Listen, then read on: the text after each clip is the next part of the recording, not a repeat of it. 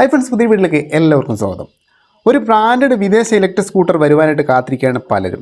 Indian branded കുറേ ഉണ്ടെങ്കിൽ പോലും കുറച്ചുകൂടി ക്വാളിറ്റി എന്നത് പലരുടെയും ഒരു ആഗ്രഹമാണല്ലോ. മുമ്പ് ഹോണ്ടയുടെ തന്നെ ഇലക്ട്രിക് സ്കൂട്ടർ വരുന്നു എന്നിങ്ങനെ കുറേ അധികം അപ്ഡേറ്റ്സ് നമ്മൾ കേട്ടിട്ടുണ്ടായിരുന്നു. പക്ഷേ ഇതുവരെയും ഒരു വണ്ടി പോലും ഇറങ്ങിയതായിട്ട് കാണുന്നില്ല.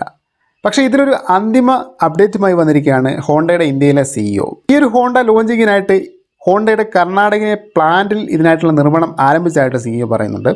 അടുത്ത വർഷം, അതായത് 2025 മാർച്ചോട് കൂടിയിട്ട് ഈ ഒരു വാഹനം ലോഞ്ച് ചെയ്യുമെന്നാണ് CEO പറഞ്ഞിട്ടുള്ളത്. ഇതിനോടൊപ്പം തന്നെ ബാറ്ററി സ്വാപ്പബിൾ ടെക്നോളജിയും ഹോണ്ട പ്രൊവൈഡ് ചെയ്യുന്നുണ്ട്. ഹോണ്ടയുടെ ആക്ടിവ പതിപ്പിൽ ഇറങ്ങുന്ന ഇലക്ട്രിക് സ്കൂട്ടറാവും ആദ്യം ഇറങ്ങാനായിട്ട് പോവുക എന്നതാണ് ഓൺലൈൻ ആർട്ടിക്കിൾസ് റിപ്പോർട്ട് ചെയ്യുന്നത്.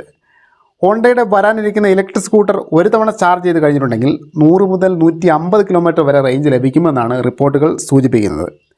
മുൻഭാഗത്ത് ടെലിസ്കോപ്പിക് ഫോർക്കുകളും പിന്നിൽ മോണോ ഷോക്കുമാണ് ഈ ഒരു വാഹനത്തിൽ വരുന്നത്. വാഹനത്തിൻ്റെ വില, മറ്റ് ഡീറ്റെയിൽസ് ഒന്നും തന്നെ കമ്പനി ഇതുവരെയും പുറത്തുവിട്ടില്ല. അതുടനെ വരുമെന്നാണ് പ്രതീക്ഷിക്കുന്നത്. അപ്പോൾ ഈ ചെറിയ അപ്ഡേറ്റ് യൂസ്ഫുൾ ആണ്. തീർച്ചയായിട്ടും ലൈക്ക് ചെയ്യുക, മറ്റുള്ളവരിലേക്ക് ഷെയർ ചെയ്യുക. പുതിയ വീഡിയോ ആയിട്ട് വീണ്ടും കാണാം ഫ്രണ്ട്സ്.